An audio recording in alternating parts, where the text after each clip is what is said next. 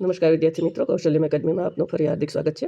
આપણે ધોરણ 12ના નામના મૂળ તત્વો ભાગ 1નું પહેલું પ્રકરણ પૂરું કર્યું. પરીક્ષાલક્ષી જે તૈયારી કરીએ છીએ એમાં આજે આપણે જે ત્રીજું પ્રકરણ છે પાઘડીનું મૂલ્યાંકન એના મુદ્દા જોઈશું.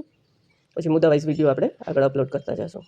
પ્રકરણ 3 પાઘડીનું મૂલ્યાંકન, એમાં આપણે શીખવાનું છે પાઘડીનો અર્થ, પાઘડીના મૂલ્યાંકનને અસર કરતા પરિબળો, પાઘડીના મૂલ્યાંકનની જરૂરિયાત કે શા માટે પાઘડીનું મૂલ્યાંકન કરવું પડે છે, પાઘડીના મૂલ્યાંકનની પદ્ધતિઓ. એમાં મુખ્ય 4 પદ્ધતિઓ જે આપણે ઉપયોગમાં લેવાની છે, જે આપણે પરીક્ષાલક્ષી છે એની વાત કરીએ છીએ. બાકી પાઘડીનું મૂલ્યાંકન મનસ્વી રીતે પણ થાય, પણ એ આપણા સિલેબસમાં નથી. પહેલી રીત છે સરેરાશ નફાની પદ્ધતિ, બીજી છે ભારિત સરેરાશ નફાની પદ્ધતિ, ત્રીજી છે અધિક નફાની પદ્ધતિ અને ચોથી છે નફાના મૂડીકરણની પદ્ધતિ અથવા નફાને મૂડીકૃત કરવાની પદ્ધતિ. બરાબર, આ 4 પદ્ધતિ છે. આ 4માં સરેરાશ ચોથી જે પદ્ધતિ છે એની પેટા પદ્ધતિ નફાના મૂડીકરણમાં સરેરાશ નફો પણ હોઈ શકે અને અધિક નફો પણ હોઈ શકે. બરાબર છે, એ તમને રકમમાં સ્પષ્ટ કીધું હોય કે કઈ રીતે મૂડીકરણ કરવાનું છે. અને મૂડીકૃત નફો પણ કહેવાય, મૂડીકરણ કે મૂડીકૃત બંને એક જ. હવે આપણે જે HSC બોર્ડની પરીક્ષામાં આમાંથી કઈ રીતે પૂછાય છે એ જોઈએ.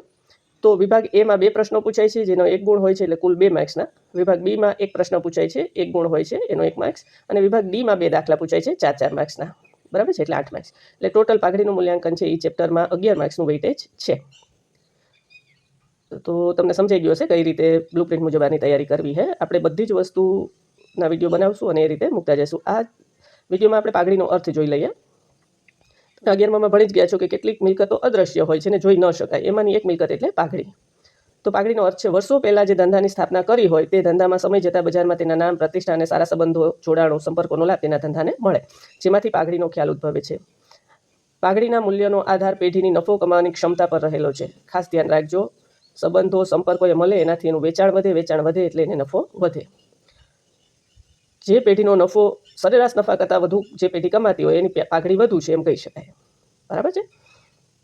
દાખલા તરીકે કોઈ એક બિઝનેસ છે, એમાં એવરેજ દરેક પેઢી છે એ વર્ષે 5 લાખનો નફો મેળવતી હોય અને કોઈ એક પેઢી છે એ વધારે લાભ મેળવતી હોય, એના કરતાં વધુ નફો મેળવતી હોય, તો એની પાઘડી વધારે છે એમ કહી શકાય.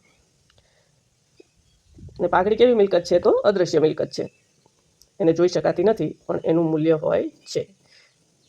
આ વિડીયોમાં અહીં સુધી રાખીએ. હવે રોજ આપણે અલગ અલગ દરેક પોઈન્ટ વાઇઝ વિડીયો બનાવશું અને અપલોડ કરશું.